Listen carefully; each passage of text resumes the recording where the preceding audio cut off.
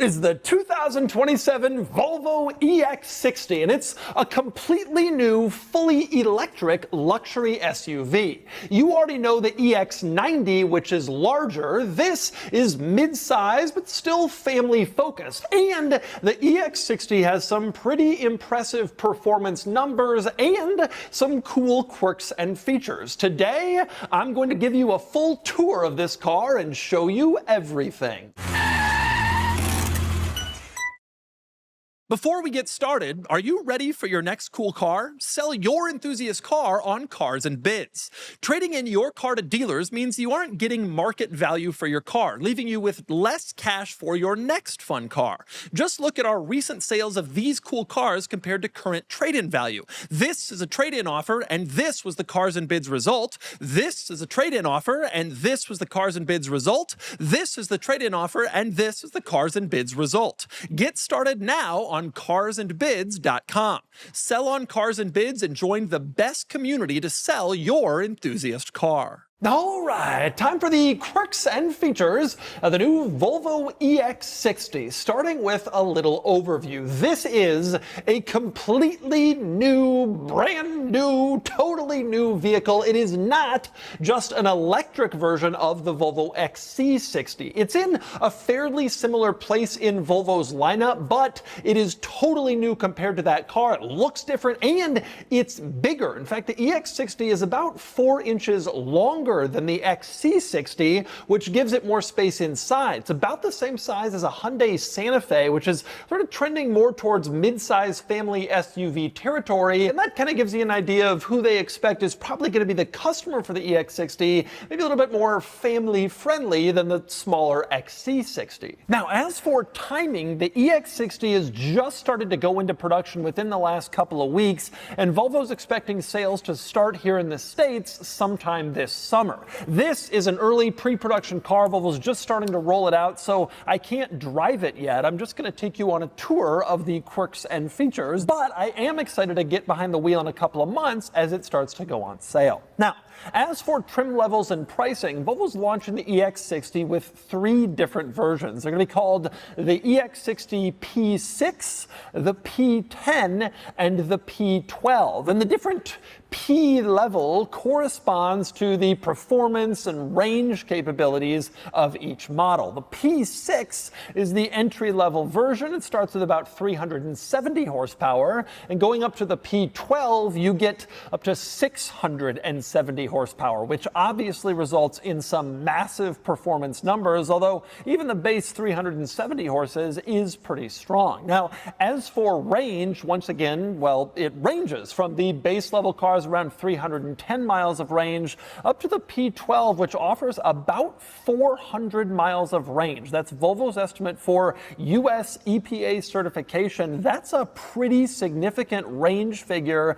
especially for a mid-size electric SUV like this. We've seen those numbers in full-size sedans like the Lucid Air, but bringing 400 miles of range to an SUV, that'll be a big deal for a lot of car shoppers. As for pricing, Volvo hasn't yet announced, but I'm expecting it to start under $60,000, kind of in the mid to high 50s range, which should make it competitive with vehicles like the BMW iX3 and maybe the Audi Q6, other electric, sort of mid-size, smallish luxury crossovers. Interestingly, there is also an off-road version of this coming, an adventure model, the EX60 Cross Country, which will go on sale next year as a 28 model. That will have raised ground clearance thanks to air suspension, which should allow you to actually adjust the suspension height and thus improve the ground clearance for your overlanding in your luxury electric SUV. But anyway, let's get on to quirks, starting on the outside where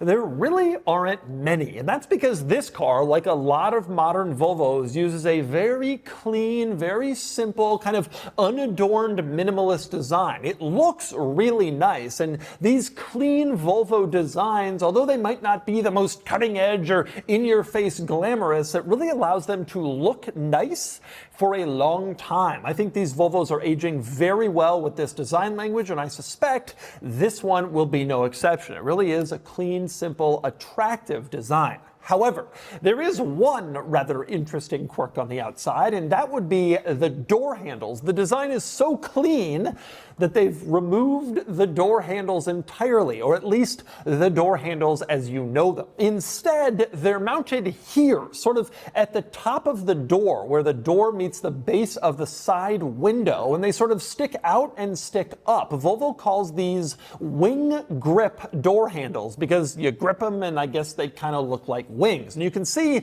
the top part is actually lighted in order to help guide you and assist you in understanding exactly where to find these rather unorthodox door handles. Now, they aren't handles in the traditional sense. You don't pull on them. Instead, there's a little rubber button mounted on the back side of the wing grip. You press on that, and then the door electronically pops open so you can climb in from there. And as you can see, the wing grip door handles are front and rear in this car. Now, these door handles aren't just different for the sake of being different or trying to make the exterior look cooler. Instead, Volvo says there is a real aerodynamic benefit to this door handle design and placement location. And in fact, these door handles gave them about 3 additional miles of range compared to standard door handles that stick out of the door. And 3 miles of range is a pretty big deal in today's EV world. And so that's a trade-off they make. The normal door handle gone for these instead. As for other exterior quirks, again, not that many. Up front, you have the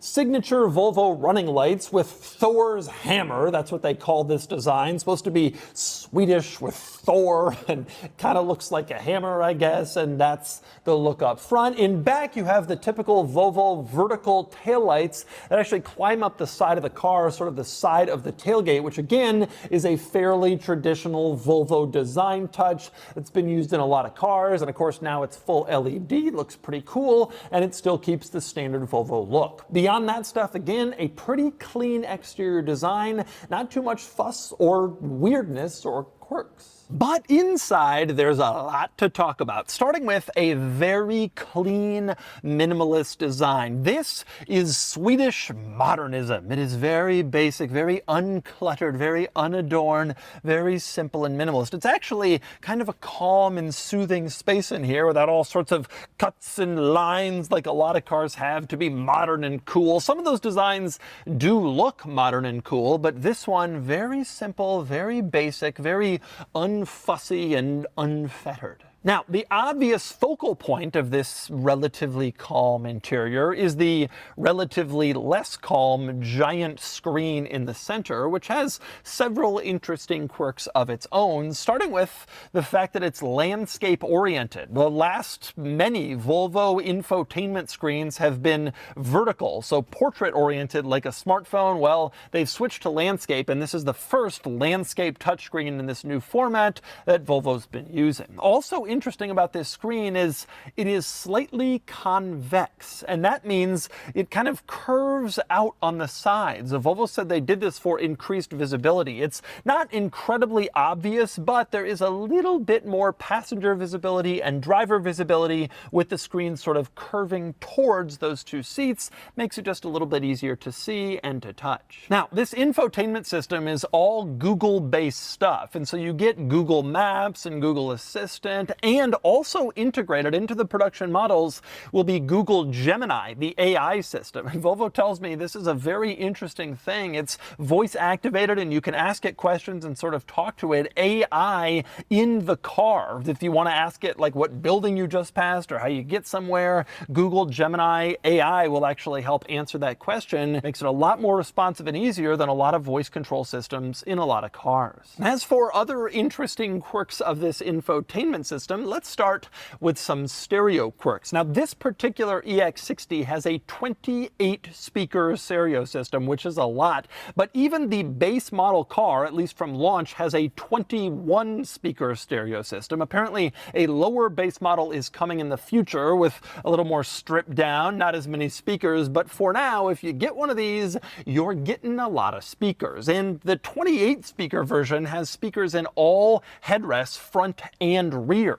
And if you go into the infotainment system, you can actually configure the individual volume of the stereo in each headrest. So if, for example, your children want to hear Baby Shark or some other children's program you might not want to listen to in front, you can max out the volume in back and mute the volume in your front speakers. Now, you'll still hear it, of course, but maybe not quite as loud, be a little bit calmer. Same deal if your children are trying to fall asleep in the back, but you still want to listen to music, you can turn it down back there and have it higher up here, which is a pretty cool feature. You can also use the infotainment system to select the type of room that you want the stereo sound to mimic. You can see you choose between home or a downtown club or the Gothenburg Concert Hall. Of course, this is where Volvo is based in Sweden, and so they've decided to replicate the sound profile of this concert hall in case that's the stereo profile that you want while you're listening to music in your EX60. Other interesting quirks in here, one is roof shading. You go into the home car screen and you can choose if you want the roof shaded. And if you do that, it turns opaque in the blink of an eye right above you. You tap it again and then the roof turns completely transparent. Again, if you want to let in the sunlight or if you want to put it away, you have that choice with this button in the infotainment screen, which is kind of cool. Also in here, you can choose between various different ambient lighting themes, and all of the themes are modeled after nature, and specifically nature that occurs in Sweden. And so you don't have like a desert in here, but instead you have all sort of typical Swedish nature scenes that you might find, which correspond to your interior lighting. My personal favorite is Autumn Sunset, which is intended to actually give sort of a dappled light feeling, as if the sun is kind of coming in through the trees, and instead of shining right in, you're getting sort of flakes of light in various places. It's kind of hard to show in here unless it's dark, but it is a pretty cool idea for a theme. Not just a regular color, but a dappled light color. Other interesting controls here, you can use the screen to select the steering wheel controls, and then you use this little switch on the steering wheel to actually move it to the spot where you want. Same deal with the power mirror controls. Select on the screen which mirror, and then you use the steering wheel to control. And you can see the mirror itself actually moves into place, not just the glass within the mirror like in basically every other car. It's kind of an interesting quirk of Volvo and Polestar models. The whole mirror moves when you're moving the mirror controls. Now, beyond all of this stuff, the infotainment screen in general is really excellent. Big screen placed in a good spot, easy to see, easy to reach, and very intuitive. Simple, responsive, exactly like you'd expect it to be. Honestly, it works great. I will say Apple CarPlay and Android Auto not quite available yet, although Volvo says it's going to roll out over the air to new EX60 models pretty much right when it's starting to go on sale in the States, so it shouldn't have really much of a delay at all. If there is one drawback of this infotainment screen, it's the heated seat situation. In order to turn on the heated seats, the heated steering wheel, you got to first tap on this little icon and then move a slider to turn on heated, cooled seats or steering wheel instead of just a traditional simple button. And the reason for that is this minimalist interior. Volvo has really committed to minimizing the number of buttons. Basically, there are none. In fact, the only center control stack buttons in here are these in the center. You can see previous track, next track for the stereo, and in the middle, this is your volume knob. That's it. You don't have any other controls in here. It's all very minimal and basic. Again, a very calming feeling, but that means that most stuff is moved into the infotainment screen for better or worse. Now, other interesting quirks in this interior, how about the glove box, which is actually located here in the middle. You push down on a little latch to open it up, and then you have full access to a rather large storage compartment in here, which takes the place of the typical glove box, which is located over on the passenger side. Now, Volvo said they did this because people don't like to reach all the way over to the passenger side for storage, and it helps improve passenger legroom, although I must point out it also probably makes the car a little bit easier easier to re-engineer for left and right-hand drive because the glove box always stays in the same place. There might be some cost cutting going on here too. Also interesting, no obvious climate vents. More and more cars are ditching traditional, obvious, in the middle climate vents for sort of hidden vents. They're actually located here, these sort of horizontal openings in the dashboard, but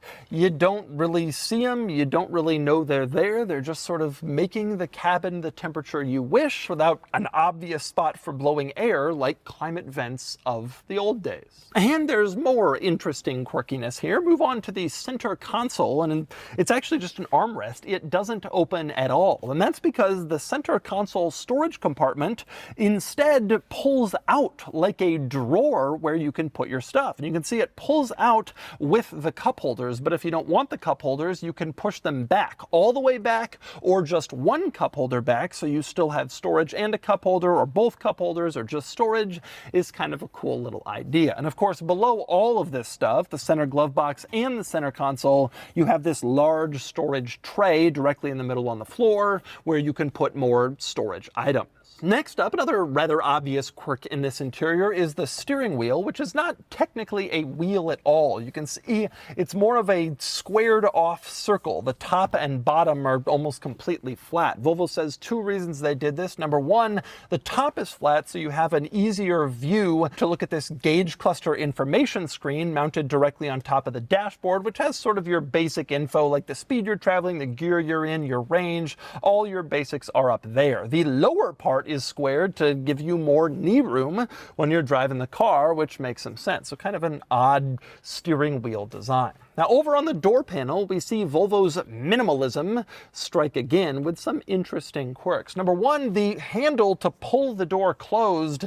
It's not an obvious piece. Instead, it's just sort of hidden into the leather trim. This is where you pull on the door to close it. Again, not cluttered, not fussy, but it's still there and functional. Same deal with the latch to get out. It's actually this kind of silver piece. It almost looks like a trim piece, but indeed you pull it up and then the door pops open and you can climb out. It's not just trim, but it is an actual door latch. Actually, even the window switches in this car are kind of interesting and quirky. You can see the diagram for the window switch is mounted directly below the switches, but the part that actually moves is just this little silver button at the very top, switch to go up or down, which again, kind of a minimalist, sort of quirky, interesting design. Also kind of quirky in this car is the reading lights. You press a button to turn the reading light on, like basically every other car. But the interesting thing here is that if you press and hold this button, the reading light will automatically dim. So it gets like a little dimmer and a little dimmer, and you can choose the exact brightness that you want for your reading light with the push of your reading light button. Of course, a short push when it's on will just turn it off. As for interior materials, there are several upholstery options. You can have wool seating in this car, which is kind of interesting. There is also Napa leather seating, and there is a synthetic leather seating option called Nordico. Now, synthetic leather is a big deal for this car because there's a lot of synthetics and recyclables in here. In fact, Volvo says that this car is made from 27% recycled materials. It makes this their most sustainable car they've ever manufactured, which is obviously probably a pretty big benefit if you're buying an electric car, that sort of extra environmental friendliness of this particular car. And by the way, one such recycled sustainable material is this trim on the dash that looks like wood. It's very convincing, looks nice, feels nice, and well, it's purple. Volvo told me this is called Fig. That's the color of this trim, and it certainly is a little bit quirky in purple, like a lot of the rest of this rather minimalist interior. And next we move on to the back of the EX60, which Volvo says is quite a bit larger than the back of the regular XC60 that's on sale now.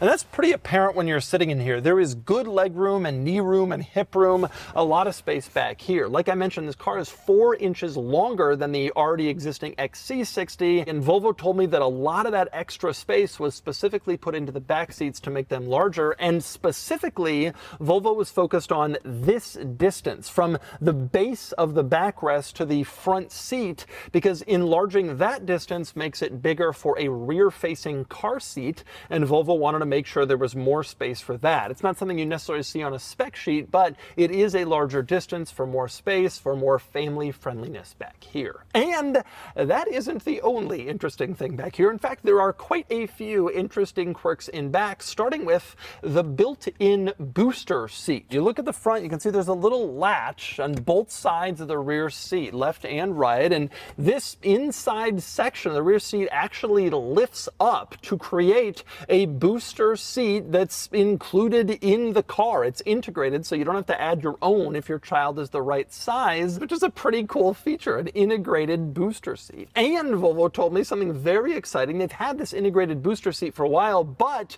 if you got it, it meant that you couldn't get heated rear seats. You had to choose between one or the other. Well, they figured out a way to offer heated rear seats and the integrated booster seats, so now you have both in this car. And there's more cool stuff back here too. The rear seat power reclines. You can see the controls for it mounted over on the door panel. You can sort of recline the backrest back or forward depending on what makes you the most comfortable, which is a nice feature for rear passengers. Also nice back here is you have a flat floor because there's no like driveline and transmission running in the center. It's an electric vehicle, so the floor is completely flat, and that means the third seat, the center one, is actually pretty usable in this car since the center passenger's footroom is not completely taken up by the hump that you find in most cars. Also cool, speaking of that vicinity, this storage compartment here isn't just a storage slot. Instead, it's a removable storage compartment, so you could use it as a rear seat trash bin. Your kids throw trash in there, and every so often you lift it out and you can empty it into a trash can and then put it right back, which is a pretty cool idea. Also a cool idea, in the back seat you have little phone pockets that are integrated into the rear seat storage compartments behind the front seat. So you have your normal size storage compartment and then a smaller size pocket just specifically for phones, which is nice to have. And of course, you have all of your typical rear seat luxuries like rear seat climate vents. You can see two individual ones back here, which is nice. Of course, your controls for your heated seats back here and also for your climate temperature, which is nice to have. And the center armrest folds down and delivers you, well, an armrest and cup holders, which is always a nice convenience feature in luxury car back seats.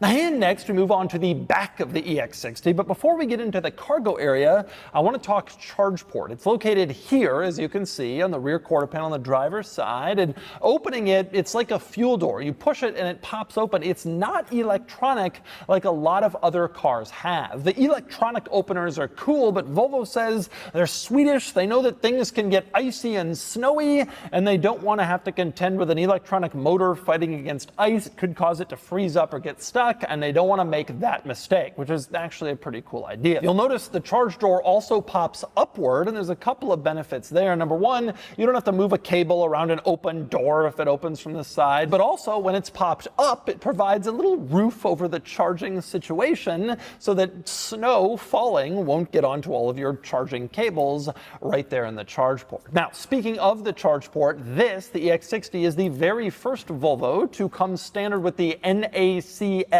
charge port.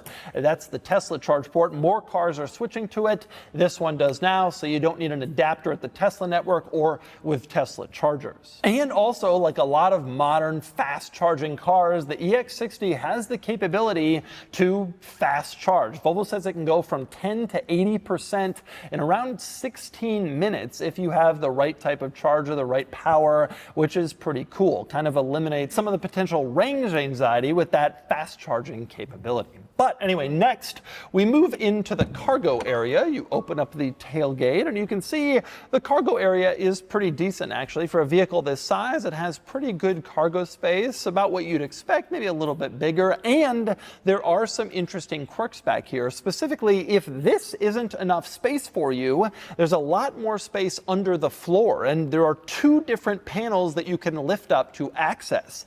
Now, both of these panels go to the same place, but the theory on having two is that it allows you to access the underfloor storage even if you have some large item taking up most of the cargo area. So you're thinking like a dog crate or something big back here, that means you can't get under the floor. Well, you can open up the other smaller panel and still get in there, which is actually pretty clever thinking, and it's nice to see that integrated into the cargo area. Volvo also told me another cool thing is the roof rack situation for this car. There's roof racks, obviously an accessory that can be installed if you want to have luggage or skis, and when you're not using them, they can be folded in half and they will completely fit into this underfloor storage area in the cargo area. So if you don't have a garage or an easy place to stow your roof racks, you can put them inside the car where they'll actually fit. But undoubtedly the coolest and quirkiest feature you will find in this cargo area is right here, this diagram that says,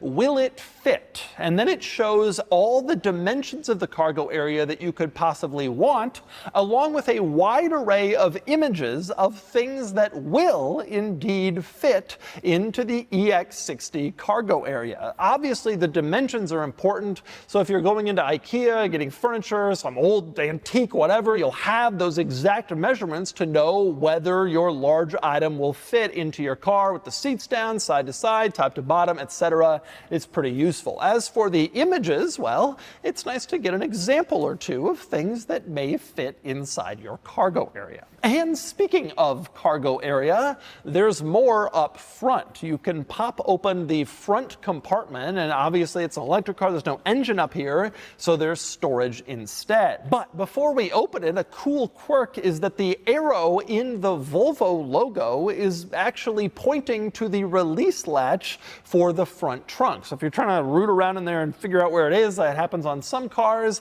it doesn't have to happen here. You just follow the arrow and you open it right up. And when you get in here, you will see, well, a cargo area. And there's also a little yellow line around the top of the cargo area, which is your max fill line. So you don't want to put anything higher than this, or else you might have trouble closing your front hood compartment. You will notice also under here is a helpful little diagram that shows exactly how you display a warning triangle should you break down in your EX60. Warning triangles will not actually be included in USA models of this car, but they are required in European cars, and so this little helpful diagram lets you know how to use it just in case you can't figure it out. 100 footsteps, as you can see, and that's where you'll place your triangle. A rather charming little image and a nice little ending quirk. And so that's the new Volvo EX60. Although EV demand is declining a bit here in the US, this looks like an impressive effort that checks a lot of the right luxury electric SUV boxes. And it should find some success here in the States and big success globally. And I'm really excited to get behind the wheel and drive it in a few months when it's on sale. For now, there's your most thorough tour yet of the quirks and features of the new Volvo EX60.